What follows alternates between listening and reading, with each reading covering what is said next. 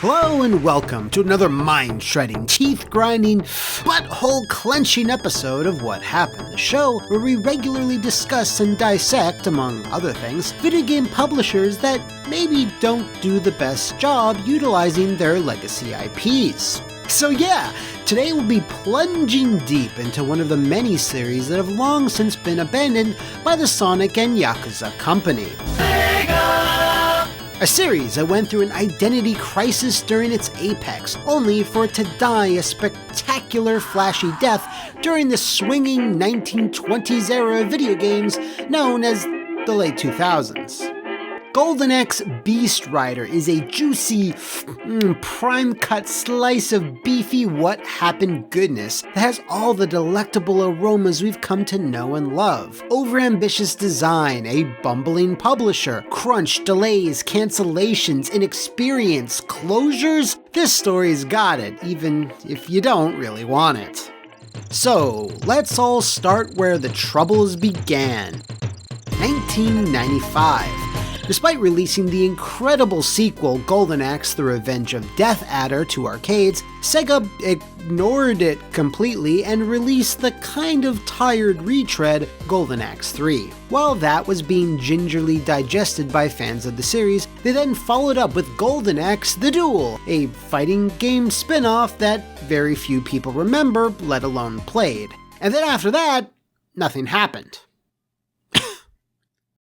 2004, Sega of America hires one Simon Jeffrey, formerly of LucasArts, as their new CEO to hopefully bring in sweeping changes into their business model since they were hot off the heels of leaving the hardware business. The company as a whole wanted to make more headway into Western markets, and Simon was their key hire to try to accomplish that. One part of this strategy was to actually leverage their huge back catalog of unused franchises and characters, and to reboot them for modern audiences, as was the style at the time. Enter Secret Level, a San Francisco-based studio which had very few projects of substance to their name, as their work amounted exclusively to various ports. Now, two of these ports bear special mentioning. The Xbox version of Final Fight Streetwise was handled by Secret Level and is a far worse version of the PS2 original, which is fucked up to say. The other port was Star Wars Jedi Starfighter, which, while not notable on its own, leads us to our next point. Secret Level worked with Simon Jeffrey while he was at LucasArts. So, knowing he had been hired by Sega and knowing they were looking to reboot their old franchises, Secret Level made their pitch for a new entry into the barbaric world of Golden Axe, and that about concludes the so far so good portion of the story. Bloody shit. A bit of context here, Secret Level had never made a game from scratch, but were itching to do so, because while they lacked a lot of experienced designers and programmers, they made up for it with a technology base, having worked on all those aforementioned ports. They were putting together their own custom engine, which theoretically would be able to render expansive landscapes, perfect for open-world game design. This worked out because their pitch for Golden Axe was going to be a sandbox experience that would see multiple players battling the forces of Death Adder whilst riding dozens of different beasts, hence the name. Multi-tiered quests, collectibles, and lots of locations to explore, all the stuff you'd expect from an open-world game at the time, and Sega just ate it up. This was because their big Western push was inspired by GTA's exploding popularity, and Secret Level's ideas were exactly what they wanted to hear. So, with Sega of America's enthusiastic approval, the team set to work, but there was only one small problem. Their engine wasn't even close to being ready for the monumental tasks it had ahead of it. The studio was then due to present Sega their first full engine test in late 2005, displaying what the game would be technically capable of.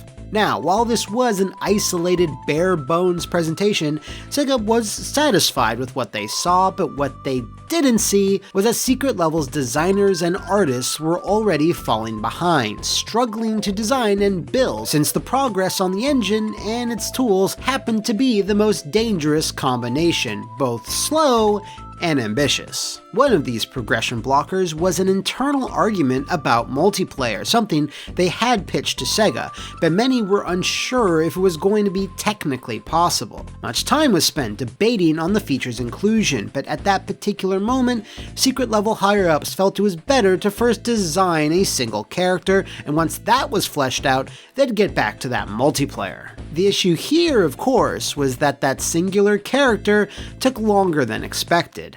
The engine work was still lagging behind, as programmers didn't know exactly what they had to program for because the designers still didn't know what the engine would/wouldn't be able to achieve. This is one of the chief problems of Beast Rider, as you can see. Since the team had never worked on an all-original project together, they hadn't yet gelled, and worse still, they had already dripped honey into Sega's ears, promising an ambitious game that would surely put Golden Axe back on the map, so the pressure was already mounting. They are already in the higher level, so probably I don't need to say anything for them. Now, that one character they were working on just happened to be Tyrus Flare, the Amazonian-like warrior featured in the previous games, complete with a new look. And while they were designing this character, and despite all the other issues cropping up so very early, Secret Level were already due to show a new main build of the game in spring of 2006. Great Lord. Behind you, girl! And again, this build wound up being far more limited than what it should have been. Strangely though, Sega either still really liked what they saw, or at least figured there was some latent potential in it, because even Secret Level art director Christopher Bretz acknowledges this playable demo was going to be anything but. It wasn't ready to be shown, but it was going to look good. It was going to be technically fine, but you were going to be able to play it. Now here's where things just get kinda weird. Shortly after this demo was presented, Sega decided to invest $15 million into Secret Level, most likely at the behest of Simon Jeffrey. This move came as a bit of a shock, especially to Sega themselves, as some other executives at the company felt it was a bit odd. This feels excessive! Considering Secret Level hadn't even delivered a game yet, and what they had shown was obviously dragging its little monster feet, to put it nicely. Sega of America Chief of Technology Jez Sherlock was especially incredulous at the acquisition. A number of people like myself were always a little baffled by it. I've always believed that it was to secure the team and to make sure they're around to complete Golden Axe and beyond that. It was a long-term play, I guess. There is one other reason as to maybe why Sega decided to inject so much cash so suddenly into Secret Level. They just needed more bodies to throw at projects. In 2007, Sega signed a deal with Marvel Studios to bring their burgeoning cinematic universe to game consoles, starting first with Iron Man, which was set to Proton Blast theaters the following year. And against all laws of sense and good business, Sega assigned Secret Level to this project, in addition to Beast Rider, whose development would need to slow down, way down. This is because the deal they had signed with Marvel mandated that the games needed to be out in stores by the time the movie launched. Absolutely no exceptions. Thus, Secret Level split into Iron Man and Beast Rider teams, with the thought that each project would be able to help the other. Workarounds and tech used to power Iron Man could be used to solve problems in Beast Rider and vice versa. Now, despite that silver lining, both teams wound up suffering due to lackluster tools and the shaky engine they both now shared. And since Iron Man had an immovable release date, it was even harder and more stressful to build. Honestly, it's impossible. Tony Stark was able to build this in a cave! With a box of scraps! So, with a much more diminished team, Secret Level had to drastically cut back on Golden Axe's scope and features, and chief among these was the entire open world design. The quests, the dozens of rideable monsters, and the multiple playable characters had to either be scaled back or cut altogether. Almost nothing remained from the original design pitch that the studio had drafted up almost 4 years earlier. I've lost everything. I'd say about 15% of the total effort made it into the final game. The other 85% was the other iterations, whole other kinds of versions of the game code that never saw the light of day, said producer Michael Bossieri. This was also the time where any illusions of actual multiplayer also died, and more specifically, online multiplayer. You see, Secret Level had zero experience with network functionality, and thus tapped a third party to provide an online solution for them. That third party, which has since remained unnamed, was then acquired by a bigger company, and thus the deal they had in place for Golden Axe was dissolved. Secret Level now had to focus on just one character to ship this thing, and while Tyrus was always in the previous builds, it all came down to a marketing decision about who should appear on that final box art: Tyrus, Axe Battler, or Gilius Thunderhead. Bloody shit. Christopher Barretts explains, "We didn't feel the dwarf could carry the whole game, and with God of War out there, we didn't want Axe Battler to go up against Kratos, so we focused on Tyrus." Now, even with this renewed focus and not having to worry about multiple characters and the like, Secret Level still couldn't seem to catch a break. The original design for Tyrus's animations would incorporate loads of motion capture, which of course was pretty standard. However, and this is one of the biggest howevers of all time, an unnamed staffer at Secret Level was in charge of the motion capture shoot that day, and didn't see anything wrong with having the actors move in slow motion.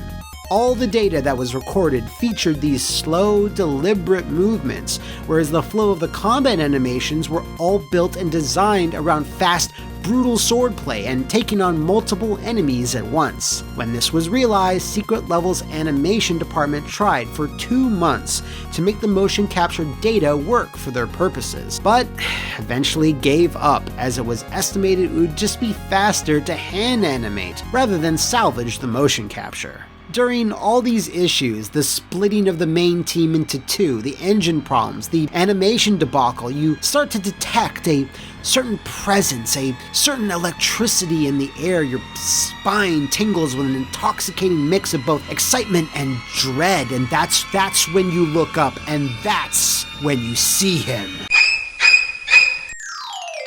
Many staffers at Secret Level recall an unprecedented level of crunch, which, considering all the project's problems, is sadly something to be expected. We had an executive producer put us all on schedules for the weekend, and so we'd go out to a club for a bit and then come in and sleep under our desks and continue on working into the night. We did that for 6 months. Everybody did, every weekend, 7 days a week. And it's during these long last few months that Secret Level just needed to make sure what they had was playable, rather than to polish or fix any underlying gameplay issues. Beast Rider had already been pushed back considerably from their target release date due to either technical or Iron Man related problems. To do this, they needed to hire some heavy hitters, so upper management fired several junior staff members and replaced them with experienced producers and designers to get this thing out the door. When these new hires finally sat down to work, people that had been living in the Beast Rider trenches were very transparent when it came to the state of it. See this design document, the one that's the size of a Bible? Yeah, don't bother reading it! It's all changed now. And my personal favorite quote, because it cuts straight to the heart of the matter, you're basically inheriting a mess. Now, the term cancel gets thrown around a lot these days, and it was a word mumbled within the halls of Secret Level more than once during the genesis of Golden Axe. Higher-ups within the studio knew it was never an option that they themselves could put forward. Sega had invested $15 million into the fledgling studio, so they had to keep working. Still though, the project was very nearly cancelled by the heads of Sega of Japan, as Secret Level was summoned to show off their newest build, with the game's fate hanging in the balance. This particular meeting was recounted by producer Michael Bossieri. We went to Sega of Japan about 8 months prior to the final release and had to show them our latest playable milestone, which was effectively the first level of the game. If I moved the camera the wrong way, everything would just go to shit. We sat in front of the board at Sega of Japan, showed them this, and then we left. The board decided then and there if they were going to fund the game to its conclusion or cancel the project. Sega decided to push forward for reasons known only to Sega.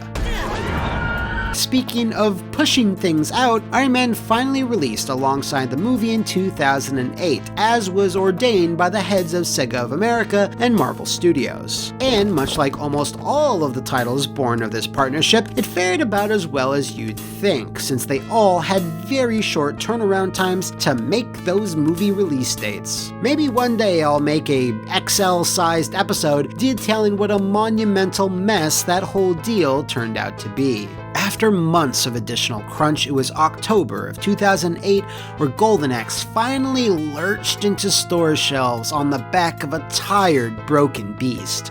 Things weren't looking good even before this launch, as the game had already accrued a poor reputation from fans due to, that's right, its complete lack of multiplayer. Also, the critical reception didn't really improve matters much. As you might imagine, the game sold poorly as well, which was just to twist the knife even further. After being contractually obligated by Marvel to make one more Iron Man game, which unfortunately wasn't much better, and by a few narrow Metacritic points was even worse than the first one, Sega dissolved Secret Level. Oh, and by the way, at some point within this entire story, sorry, I completely spaced on this, Sega even rebranded the studio as Sega Studios San Francisco, which is all types of... I don't even know what to call that. The last 13 months were some of the most challenging crunch I've ever experienced in my over 10 years in the video game industry. The engineers, designers, VFX team, the guys who were there at the end, were doing 2 months of 7 days a week. There was a team of at least 20 to 30 core staff that were some of the most dedicated people I've ever worked with, who brought the game over the line. Despite the non-ideal circumstances, some really great friendships were forged, and a lot of respect went to the people who went through the trenches with you, said Bossieri when reflecting back on the game. Golden Axe has since been thrown far back into the dusty closet that Sega uses to house its many unused IPs, and unfortunately, there's been no indication that it will ever return, as it's pretty safe to say that with the abject failure of Beast Rider, the franchise's chances for a future installment have most likely been axed. Hey, that was a good one. If you know of any other regrettable reboots or embarrassing entries in the video game or movie industries, sound off in the comments below or ride your beast over to the Flophouse VIP Patreon to nominate the subject of your choice for a future episode. See you next time, and thanks for watching.